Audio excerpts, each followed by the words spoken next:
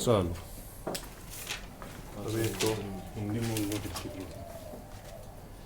आओ, कल हमने बर्नौली प्रमेय पढ़ी थी और बर्नौली प्रमेय का स्टेटमेंट ये था कि द्रव में 3 प्रकार की ऊर्जा पाई जाती है। कौन कौन सी ऊर्जा थी? दाब ऊर्जा, ई, गतिज ऊर्जा के ई, और स्थितिज ऊर्जा पी। तो बर्नौली प्रमेय के कथन के अनुसार इन तीनों ऊर्जाओं का जो योगफल होगा वो हमेशा हर बिंदु पर क्या रहेगा? नियत रहेगा। लेकिन इसके साथ में एक चीज़ और अनिवार्य थी जो इसके अंदर बहुत महत्वपूर्ण है कि जो आपका द्रव है वो कैसा द्रव होना चाहिए? आदर्श द्रव होना चाहिए। अब आदर्श द्रव कौन सा था? कल हमने लिखा था कि वह द्रव जिसकी श्यानता न्यूनतम हो और संपीड्यता का गुण उसके अंदर न्यूनतम। तो हमने कल लिखा था कि एक अश्यान व असंपीड्य द्रव की कल्पना करते हैं, यही बात लिखी थी। इसका रिजल्ट आया था भाई करण, इसका रिजल्ट बताओ। इसका रिजल्ट क्या आया? P plus 1/2 dv square P plus 1/2 रो v स्क्वायर रो जी एच बराबर P2 प्लस 1/2। ये दाब ऊर्जा थी, दाब ऊर्जा, ये गतिज ऊर्जा थी और ये स्थितिज ऊर्जा। इन तीनों का योगफल हर बिंदु पे क्या आएगा? तो ये इतना बर्नौली प्रमेय की थीम और उसका स्टेटमेंट था, ये अपने को याद होना चाहिए। अब इसके आगे की हम विशेष स्थितियां करेंगे। तो सबसे पहले आप हेडिंग लगाओ बर्नौली प्रमेय की विशेष स्थितियां। थोड़ी स्पीड भी धीरे रखनी पड़ेगी मेरे को, मैं बंद गया, अब मैं बंद गया क्योंकि स्पीड मेरे को धीरे रखनी पड़ेगी थोड़ी, नहीं तो मेरा लक्ष्य था इस पाठ को पूरा करने का, वो लक्ष्य से मैं थोड़ा चूक गया आज। खैर ठीक है। विशेष स्थिति, सबसे पहले बर्नौली प्रमेय का रिजल्ट लिखो। बर्नौली प्रमेय का रिजल्ट ये था P1 प्लस 1/2 रो V1 स्क्वायर प्लस रो जी H1 बराबर P2 प्लस 1/2 रो V2 स्क्वायर प्लस रो जी H2। इस समीकरण की एक खास बात है कि ये पूरी की पूरी जो समीकरण चलती है वो किस पर चलती है? एकांक समय पर चलती है, जहाँ पर आपका वेग है वो विस्थापन के बराबर था क्योंकि v बराबर x/t, t बराबर हमने 1 सेकेंड ले लिया था। इसमें स्थिति नंबर 1 ये कहती है, स्थिति नंबर 1 कि जब h1 बराबर h2, थोड़ी सी फोटो बना लेते हैं वापस, कल हमने ये फोटो बनाई थी, उसके अंदर आपका आदर्श द्रव प्रवाहित हो रहा था और ये जो हाइट थी वो h1 थी, ये हाइट h2 थी, ये आपका पार्ट x था, ये आपका y था, यहाँ पर प्रेशर P1 था, यहाँ पर प्रेशर P2 था, यहाँ का एरिया A1 था, यहाँ का एरिया A2 था, यहाँ द्रव का वेग V1 था और यहाँ द्रव का वेग कितना था? V2। और उस पूरे के पूरे द्रव का घनत्व ρ था और पूरे के पूरे सिस्टम का जो द्रव्यमान है वो कितना था? m था। तो जब हाइट h1 बराबर h2 कर देंगे तो यही जो आपकी फोटो होगी वो इस तरीके से बन जाएगी, दोनों के दोनों है वो समान लेवल के ऊपर आ जाएंगे इस तरीके से। समझ रहे हो बात नहीं? कि दोनों के दोनों समान लेवल पर आ जाएंगे। तो ये कंडीशन है h1 बराबर h2। तो हमें क्या करना है, इस समीकरण में जहाँ जहाँ h1 है वहाँ h2 कर देना है, बराबर कर देना है। तो इसके अंदर मान रखेंगे तो हमें मिलेगा P1 प्लस 1/2 रो V1 स्क्वायर प्लस रो जी h1 की जगह h1 पड़ रहने दो, P2 प्लस 1/2 रो V2 स्क्वायर प्लस रो जी h1। तो ये दोनों आपस में कट गए तो हमें मिला P1 प्लस 1/2 रो V1 स्क्वायर बराबर P2 प्लस 1/2 रो V2 स्क्वायर। छापो।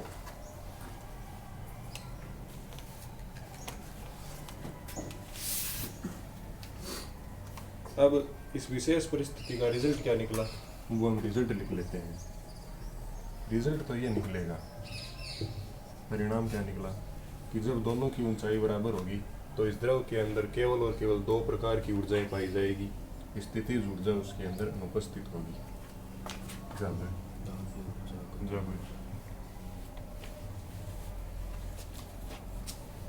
कोई बेलनाकार नलिका में आदर्श द्रव इस प्रकार प्रवाहित किया जाए कि द्रव का प्रत्येक कण या प्रत्येक पॉइंट धरातल से समान ऊंचाई पर हो, तो द्रव में केवल दाब ऊर्जा व गतिज ऊर्जा पाई जाती है। और होती है बगी अरे बीच में भी होती है, अर्थात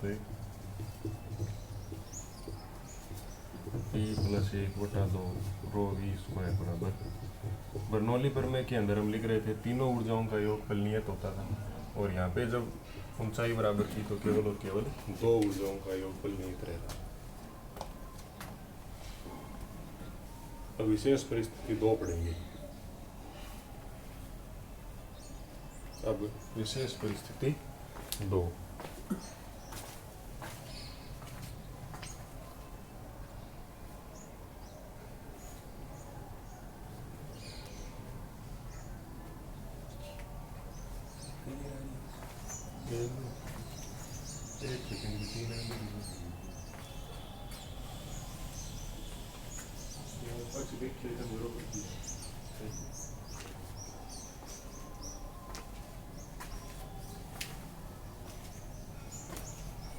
अब विशेष स्थिति 2।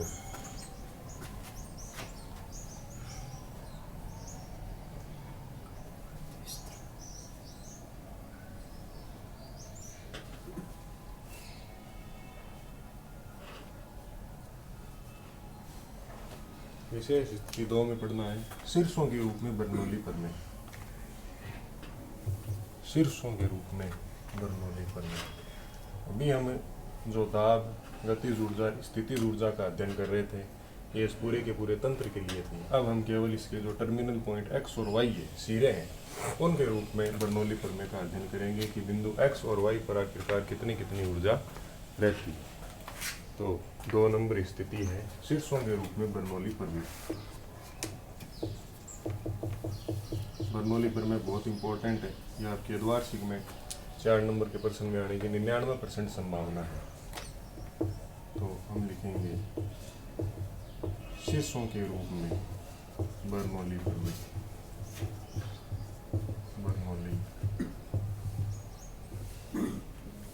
Bernoulli theorem in the form of ages. अब बर्नौली प्रमेय का जो कथन था, हम सबसे पहले उसी की सहायता लेंगे जो उसका रिजल्ट था। तो हम कह देंगे कि दाब ऊर्जा, ये आपको लिखना ही है, प्लस ρgh बराबर नियतांक। अब पूरी समीकरण में आपको ρg का भाग देना है। पूरी समीकरण में किसका भाग दे देंगे? ρg का भाग दे देंगे। पूरी समीकरण में ρg का भाग देने पर P plus ρg 1/2 ρv² upon ρgh बटा ρg और बराबर नियतांक बटा ρg। हम जानते हैं कि जो घनत्व है वो भी द्रव का नियत रहेगा, और ग्रेविटी का मान भी 9.8 मीटर बटा सेकेंड स्क्वायर, ये भी नियत है। तो नियतांक में नियतांक का भाग देंगे तो आपको वापस क्या मिलेगा? नियतांक ही मिलेगा। एक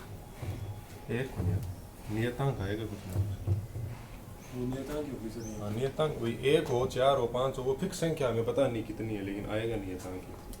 और थारवी भाई तो होगी चीजें हम ले रहे हैं, समझ मान लगी थारे आए तो फिर तो रिजल्ट निकला, क्योंकि अब पूरी देश दुनिया का लोग देख समान मंदोदियाँ काम चलेगी।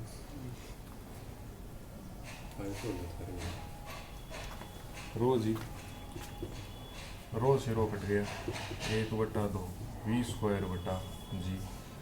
अब यहाँ जी का मान लिखना पड़ रहा है, नहीं तो ये जी का मान लिखता है, कहता बताया हुआ है, लिखो। अब लिखना पड़ रहा है, ये आ गई एच बराबर नियतांक। 11वीं के अंदर तो पेपर में केवल डेरिवेशन पे जोर रहेगा आपके, अर्धवार्षिक ले लो वार्षिक ले लो, लेकिन जब ये आगे कंपटीशन के अंदर सवाल आता है तो इस फॉर्मूले के ऊपर डायरेक्ट सीधा सवाल पूछा जाता है, उसमें थ्योरी का कोई काम नहीं। तो ये रिजल्ट हमें याद होना चाहिए। ये हम दिवाली आ रही है, कई दिन हम निंदा में कैसे पटाखा पटाखा पटाखा पटाखा भी, और निंदा में होना चाहिए सूत्र याद का शीर्षों के रूप में p प्लस रो जी बटा 1/2 v स्क्वायर। शीर्ष का मतलब जगह किनारा है, उन किनारों के ऊपर बर्नौली प्रमेय को लगाए तो उसका क्या रिजल्ट निकलता है? बोतल गए, हाँ, किनारे एक्स वाई के ऊपर, सिरों के ऊपर।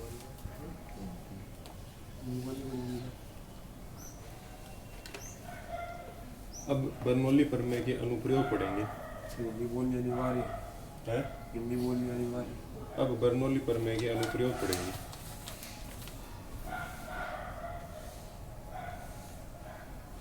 जहाँ ये लिख दो, जहाँ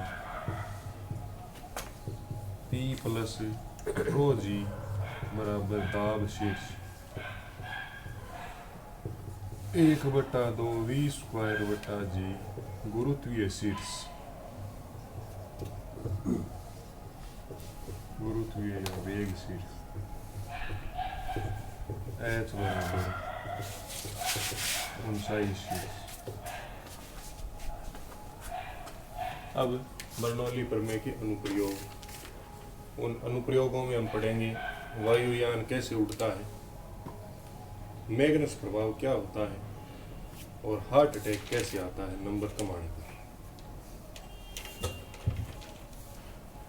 ये ब्रैकेट में लिखेंगे हार्ट अटैक आना, ब्रैकेट में लिखेंगे नंबर कम आना। तो लिखो भाई लोगों, अनुप्रयोग। स्पीड आज अपनी बहुत धीरे चल रही है, देख लो गाड़ी को प्रारंभिक वेग और अंतिम वेग 0 ही चल रहे हैं। लिखो ठीक है, त्वरण भी 0 है।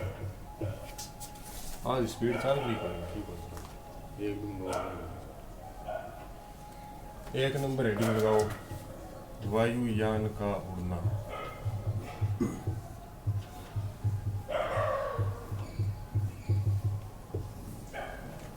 वायुयान का उड़ना।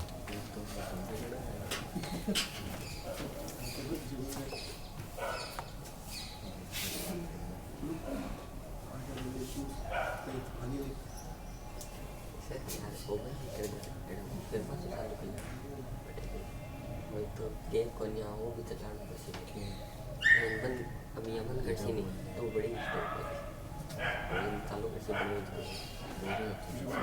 करेक्ट बंदा किस करने को चालू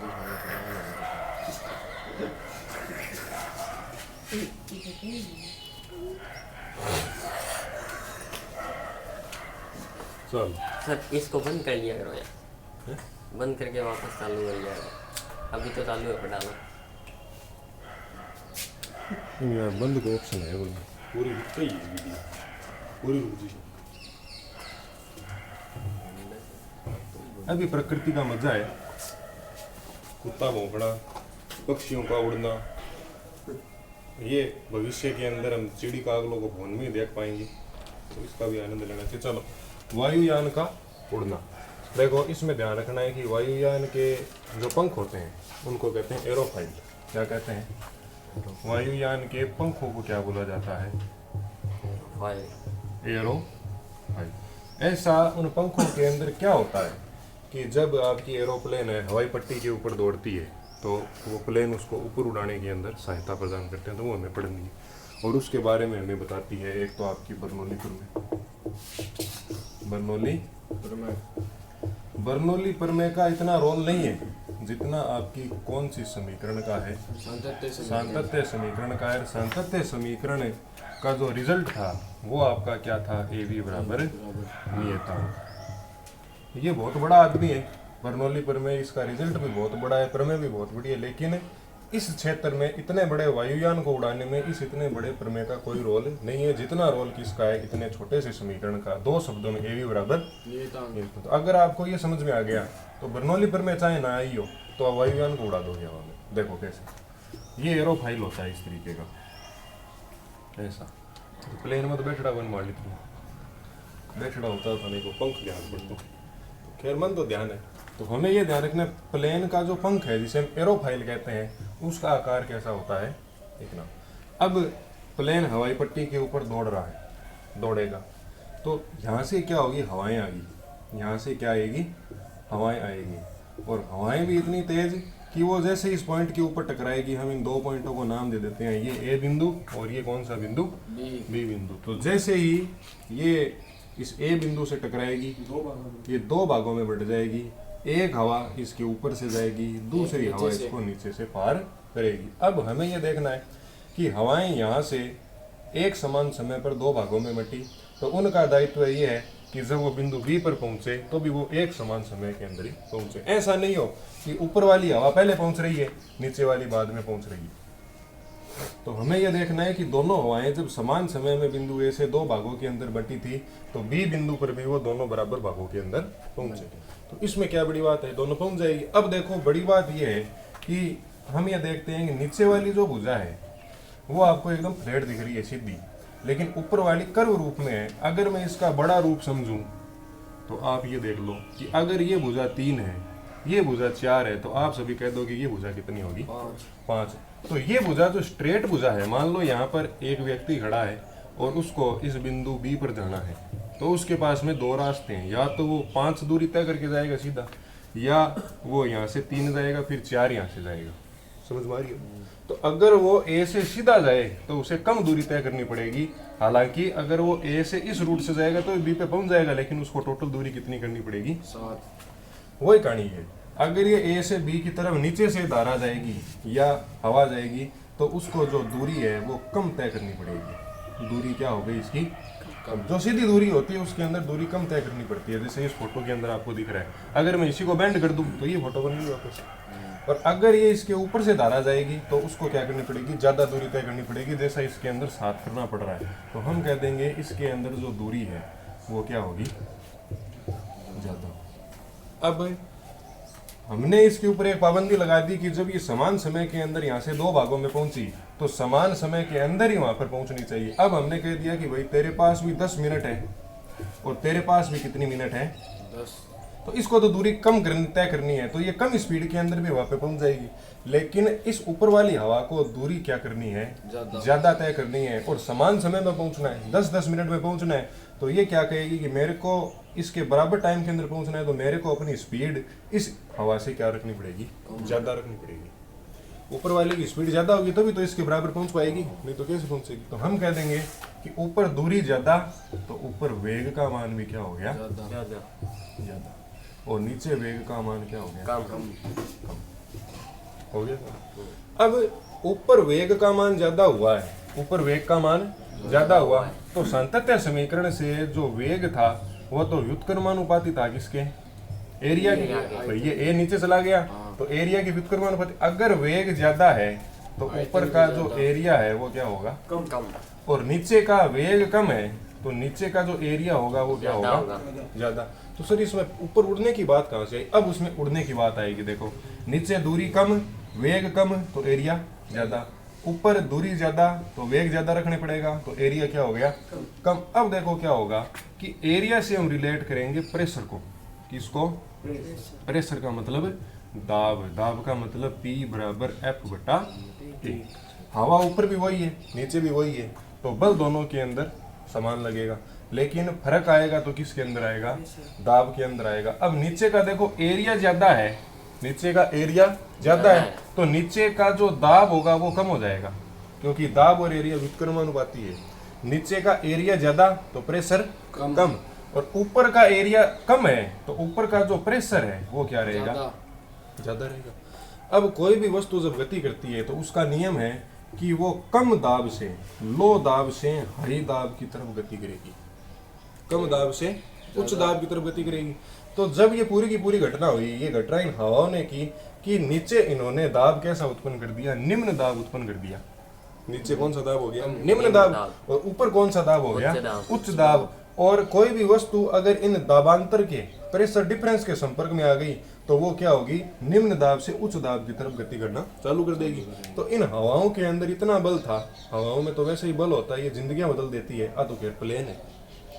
तो इन हवाओं में इतना बल था कि इन्होंने नीचे कम दाब उत्पन्न किया, ऊपर ज्यादा दाब उत्पन्न किया। इसके परिणाम स्वरूप दोनों दाबों के अंदर डिफरेंस आया और हमारी जो एरोफाइल का मतलब प्लेन का जो एरोफाइल पंख था वो कम दाब से उच्च दाब की तरफ मतलब नीचे से ऊपर की तरफ उठना चालू हो गया। और जैसे ही वो नीचे से ऊपर की तरफ उठा, पायलट ने एक इंजन बंद कर दिया तो वो और बार कम हो गया और उसकी गति ऑटोमेटिक। समझ में आई बात की? Yes sir. तो ये तुम अपनी कॉपी में छापो। एक समान समय पे नहीं पूगा भी पॉइंट ना तो प्लेन लड़खड़ाएगी। अगर ये एक समान समय पे यहाँ नहीं पहुंचे, मान लो ऊपर वाली को, क्योंकि ये कहेगी मेरे को ज्यादा दूरी तय करनी है, मेरे को ज्यादा टाइम दो, तो ये कह दे मेरे को 20 मिनट दे दो और ये कह दे 10 मिनट दे दो।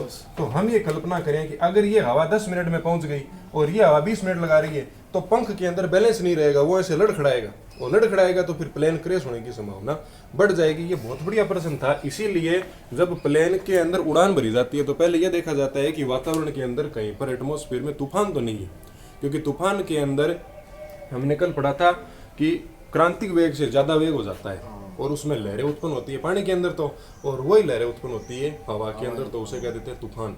और जब तूफान आएगा तो ये घटना होगी कि नीचे वाली जो हवा है वो 10 मिनट में पहुंचेगी, ऊपर वाली 20 मिनट में पहुंचेगी। तो जो एरोफाइल होगा वो ऐसे लड़खड़ाएगा, जो प्लेन है वो ढंग से हवा में नहीं उड़ पाएगा। इसलिए प्लेन को रद्द कर दिया जाता है और ये इंतजार करते हैं कि हवा जब नॉर्मल होगी तभी उड़ान भरेगी। ठीक है, तो छापो कॉपी में, फोटो बना लो।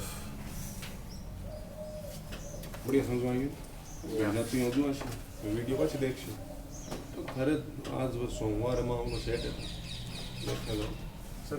एक पर्सन पूछ लिए की साइड करनी है पेपर में आ गया तो मास्टर का नाम तो बोलो बस नहीं तो वो पेपर क्लियर हो गया किसो एक वो चला अब ये मुझे रिजल्ट आते हैं तब गल्ला पर लगा बनाओ बनाओ फटाफट बनाओ, कुछ और आगे समझाऊँ थाने नई नई चीजें। बना लिया सर। बना लियो? बना लिया। अच्छा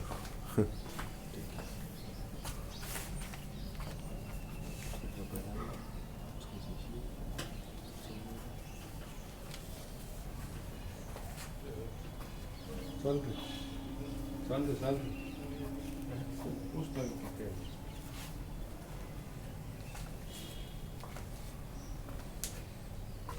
तो मैं ये कोशिश करूंगा कि जब तक बैच चले तब तक सारी क्लासें ऑनलाइन डालता रहूं और आप सभी का सपोर्ट भी मिलता रहेगा, तो इससे भी थोड़ा मोटिवेशन बढ़ता रहेगा।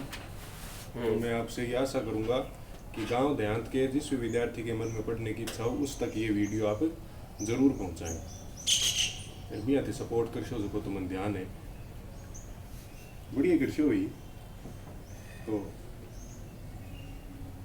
अर्धवार्षिक आपके नज़दीक है 11वीं के RBSC विद्यार्थियों की, तो वीडियो का ज़्यादा से ज़्यादा फायदा उठाएं।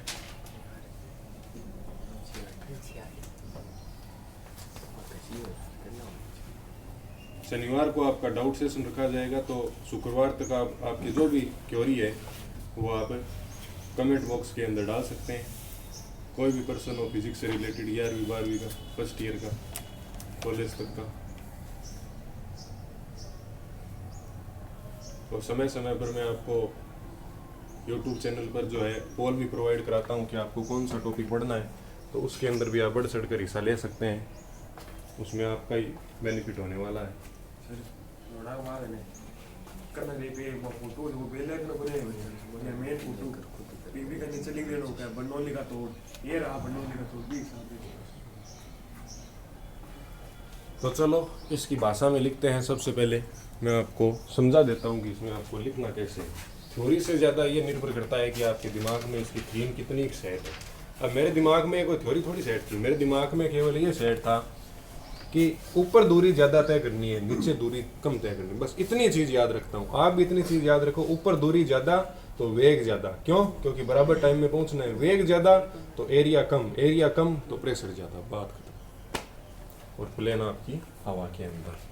तो लिखते हैं, लिखो, ये मिटा देता हूँ मैं। चलो इसमें लिखो, सबसे पहले ये लिख लो कि दूरी समानुपाती वेग। अगर दूरी ज़्यादा होगी तो वेग भी क्या रखना पड़ेगा? ज़्यादा। और वेग बढ़ गया तो ये व्युत्क्रमानुपाती हो जाएगा किसके? एरिया के। और एरिया जो है वो व्युत्क्रमानुपाती हो जाएगा किसके? प्रेशर के, मतलब दाब के। तो एरोफाइल के नीचे क्या कंडीशन होती है और एरोफाइल के ऊपर क्या कंडीशन होती है वो हम लिखेंगे यहाँ पर, और उससे हम थोड़ी बढ़ाएंगे। ठीक है? तो नीचे की जो दूरी है, दूरी आपकी कम होती है, दूरी कम तो वेग भी कम, और वेग कम तो एरिया ज़्यादा, एरिया ज़्यादा तो आपका जो दाब है वो क्या हो जाएगा? कम हो जाएगा, दाब कम।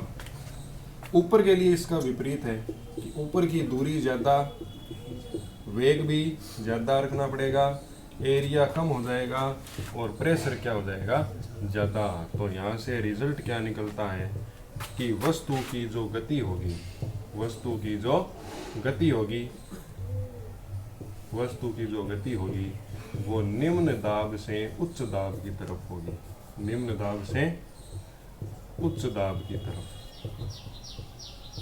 निम्न दाब से उच्च दाब की तरफ होगी। परिणाम स्वरूप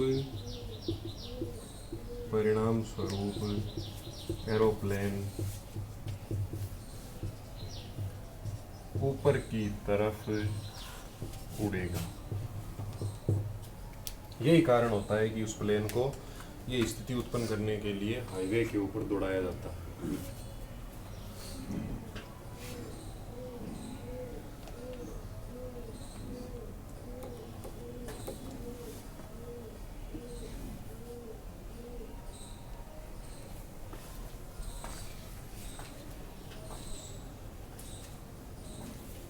इसे भाषा आपको लिखनी है, 3-4 लाइनें छोड़ देना।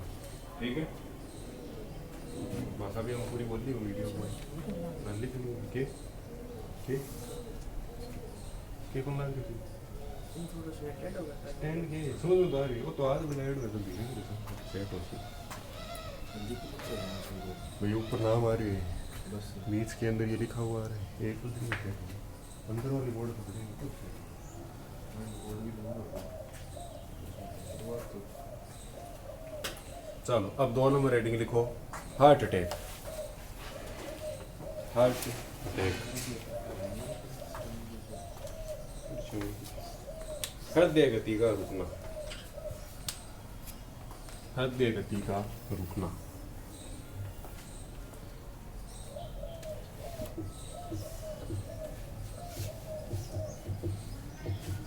हृदय गति का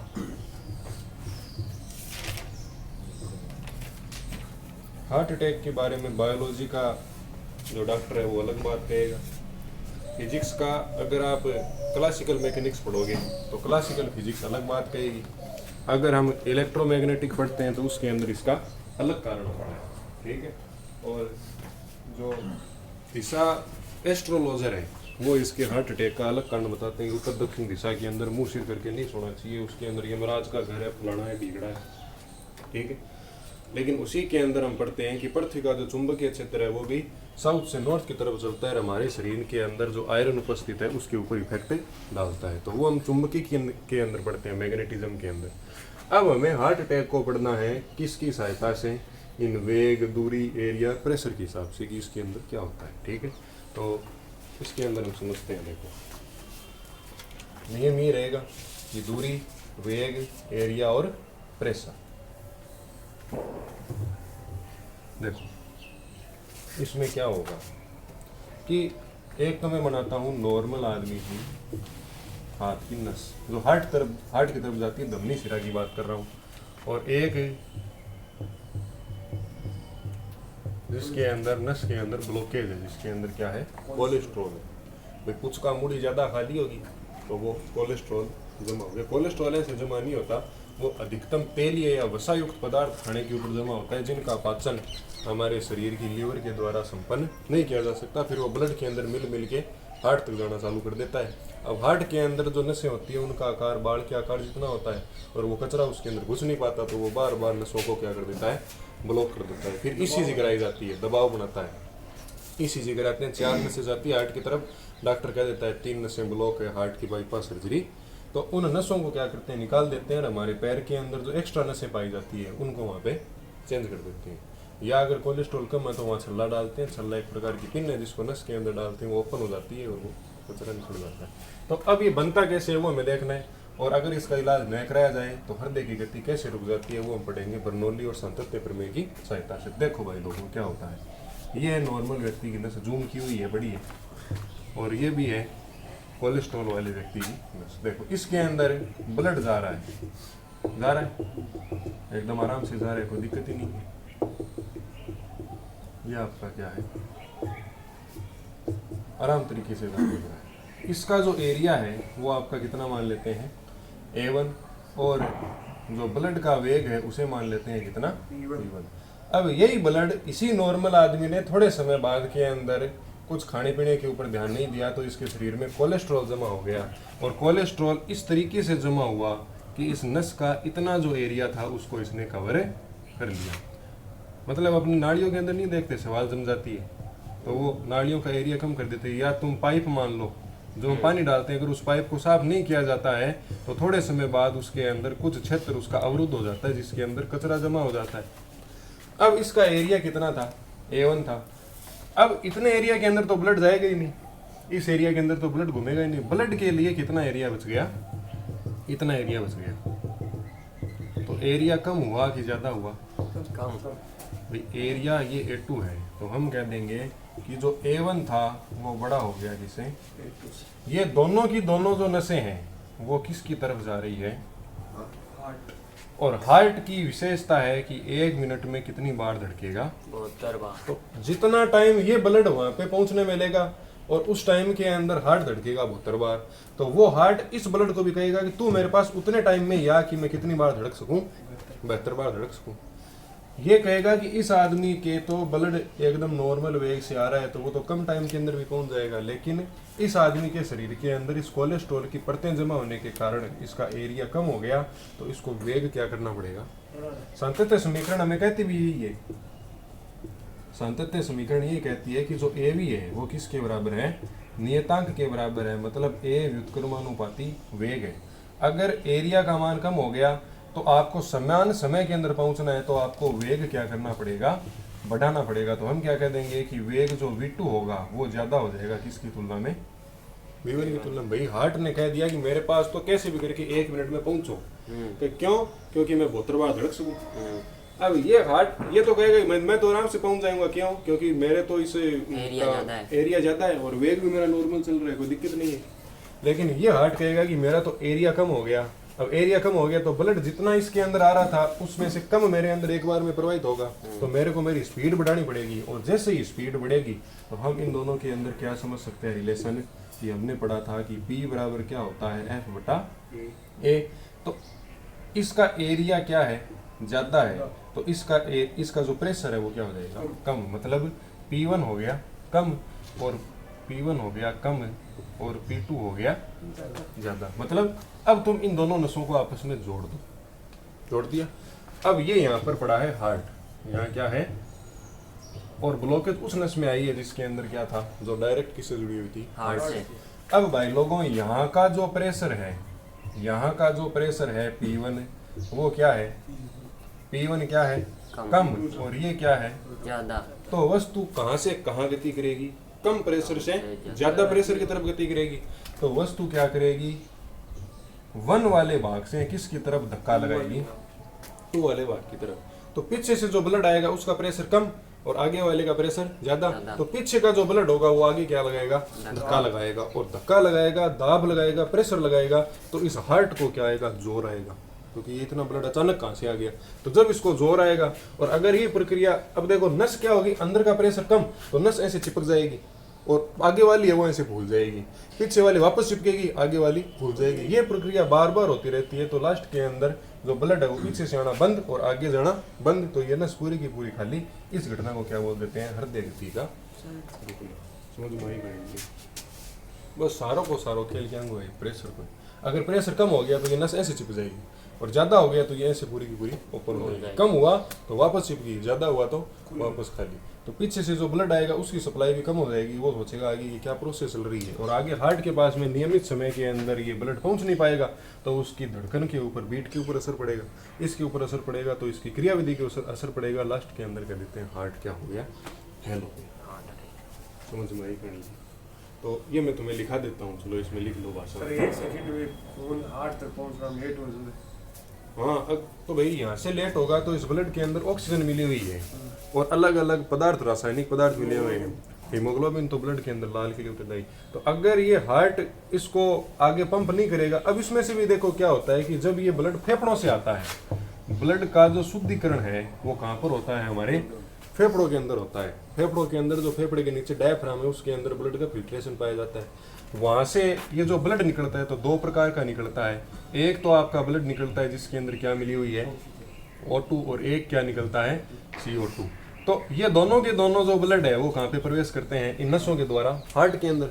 अब हार्ट के एक भाग से घुसेंगे और दूसरे भाग से निकलेंगे, लेकिन हार्ट इतना एक्टिव है कि वो CO2 वाले ब्लड को वापस कहाँ पे ट्रांसफर कर देगा, फेफड़े की तरफ ट्रांसफर करेगा। फेफड़ा उसको वापस फिल्टर करेगा, फिर वो वापस आगे भेजेगा। अब यहाँ से 2 नसें निकलेगी, एक तो फेफड़े की तरफ, इधर वो ब्लड जाएगा जिसके अंदर CO2 मिली हुई है, और एक आगे अंगों की तरफ, इस अंगों की तरफ वो जाएगा जिसके अंदर प्योर क्या मिली हुई है, O2 मिली हुई है।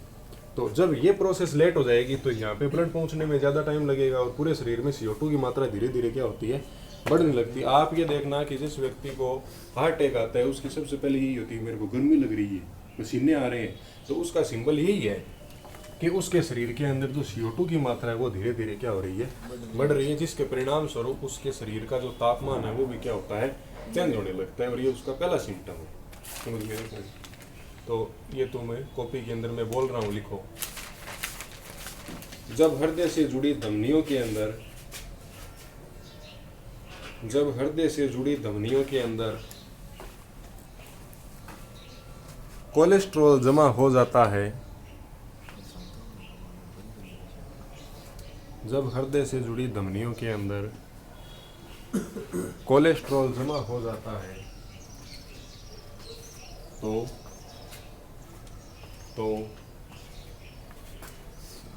धमनियों का क्षेत्रफल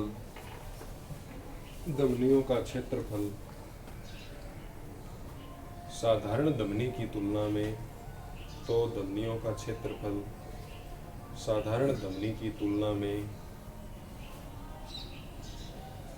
कुछ घट जाता है, कुछ घट जाता है, और क्षेत्रफल कम होगा तो क्या बढ़ जाएगा, वेग बढ़ेगा, और क्षेत्रफल कम हो जाएगा, और क्षेत्रफल कम हो जाएगा तो रक्त का वेग बढ़ जाता है, तो रक्त का वेग बढ़ जाता है।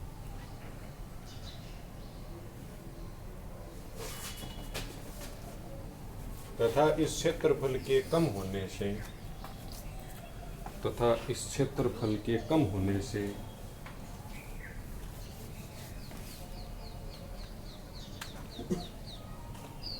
रक्त की धमनियों का दाब बढ़ता है, रक्त की धमनियों का दाब बढ़ता है।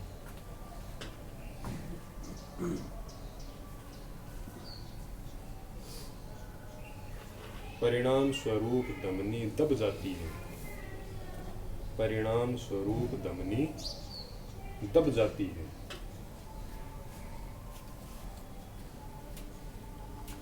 तथा रक्त नियमित मात्रा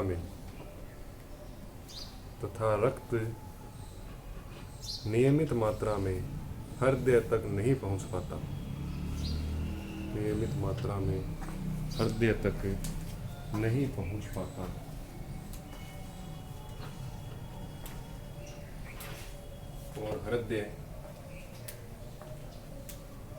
और हृदय कार्य करना बंद कर देता है। और हृदय कार्य करना बंद कर देता है।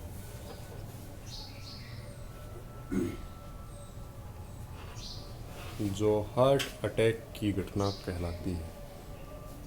जो हार्ट अटैक की घटना कहलाती है।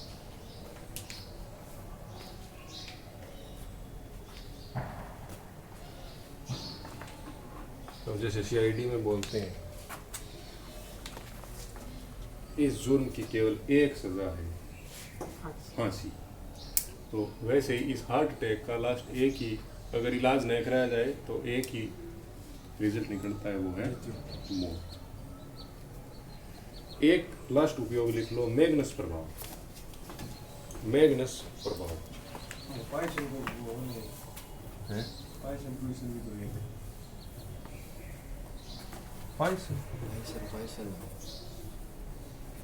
वो सिद्धांत तो नहीं हो। पाइसन का सिद्धांत सूत्र से नहीं हो। वो तो पास्कल का नियम, पास्कल का करेंगे। पाइसन तो नोवा का नियम। मैग्नस प्रभाव, मैग्नस प्रभाव। अब देखो भाई लोगों, इसमें क्या होता है कि गेंद, हम क्रिकेट देखते हैं और आप तो उसके शौकीन भी हो, है भाई पीयूष?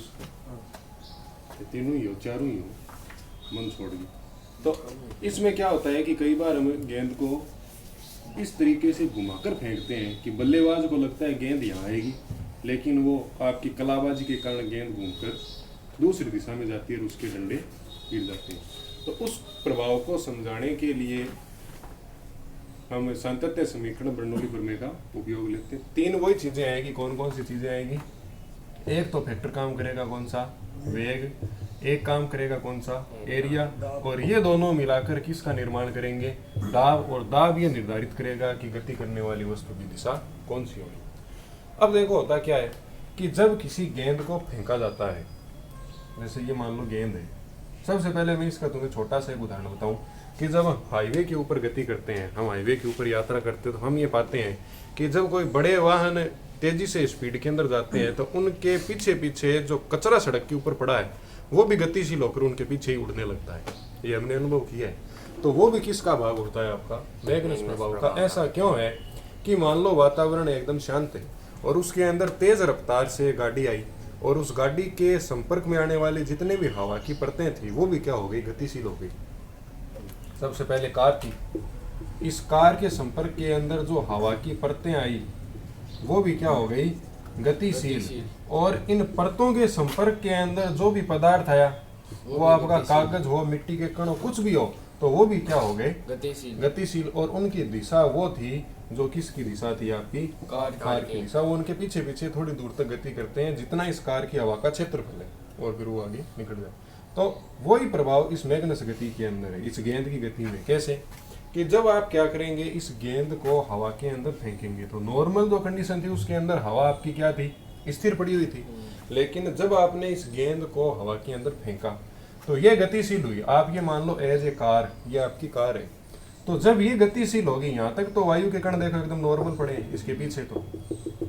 लेकिन जैसे ही आप इसको फेंकोगे, अब ये जो कण है वो भी क्या करने लगेंगे? इस गेंद के साथ में गति करने लगेंगे। क्यों? क्योंकि इस गेंद के अंदर गतिज ऊर्जा थी और इसके संपर्क में जितने भी हवा के कण आए, इसने उन सभी को ऊर्जा डिस्ट्रीब्यूट की और वो सारी की सारी तरंगे भी क्या हो गई?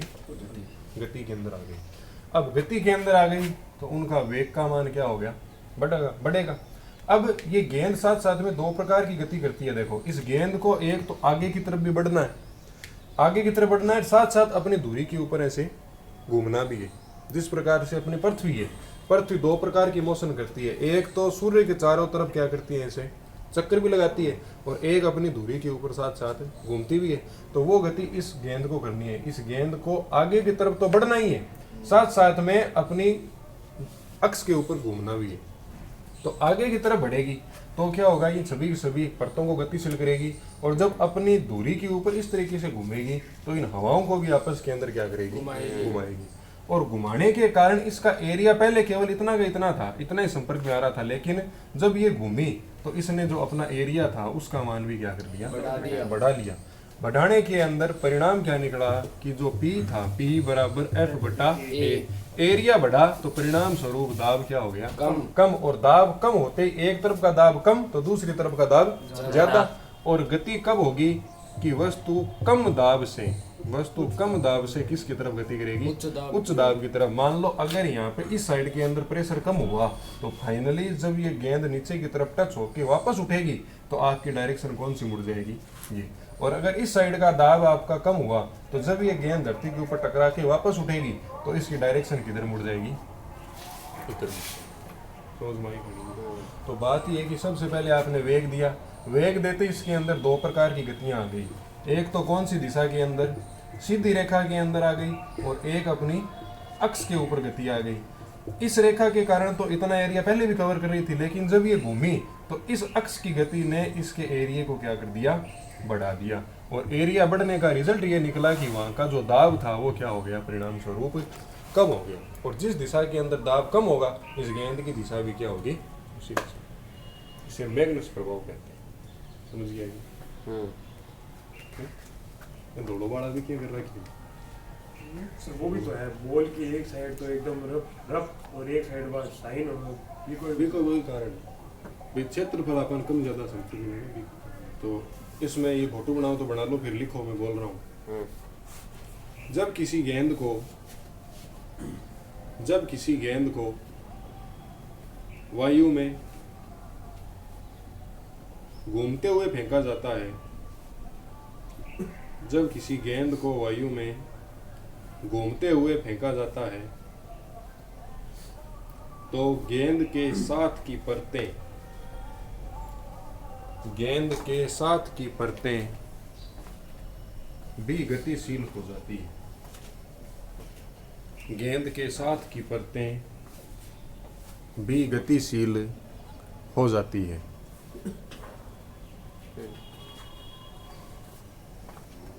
जिसके परिणाम स्वरूप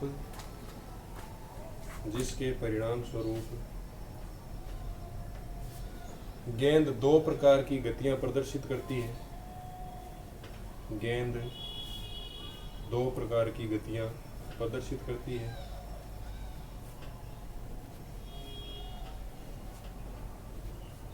एक तो उसकी सरल रेखीय गति,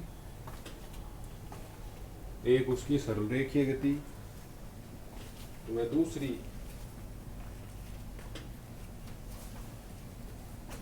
गेंद की अक्षीय गति, सरल रेखीय गति, दूसरी उसकी अक्षीय गति। इस अक्षीय गति के कारण गेंद का संपर्क एरिया बढ़ जाता है।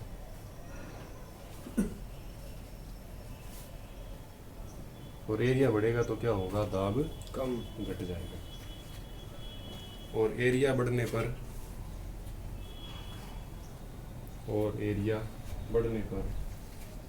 दाब कम हो जाएगा।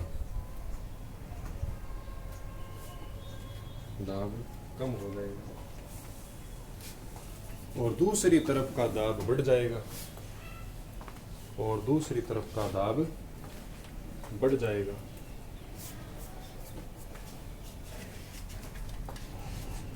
परिणाम स्वरूप गेंद उसी दिशा में गति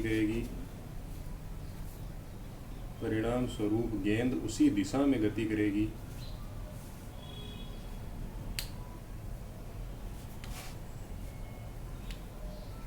जो दाबांतर की दिशा होगी। जो दाबांतर की दिशा होगी, अर्थात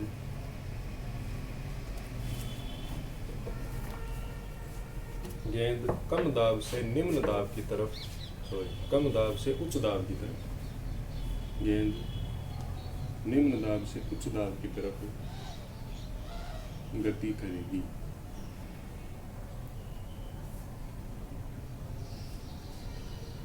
तो आज की क्लास में हम इतना ही पढ़ेंगे। कल हम पढ़ेंगे पास्कल का नियम। पास्कल का नियम। हम पर विश्वास करने के लिए आप सभी का हृदय की अनंत गहराइयों से धन्यवाद।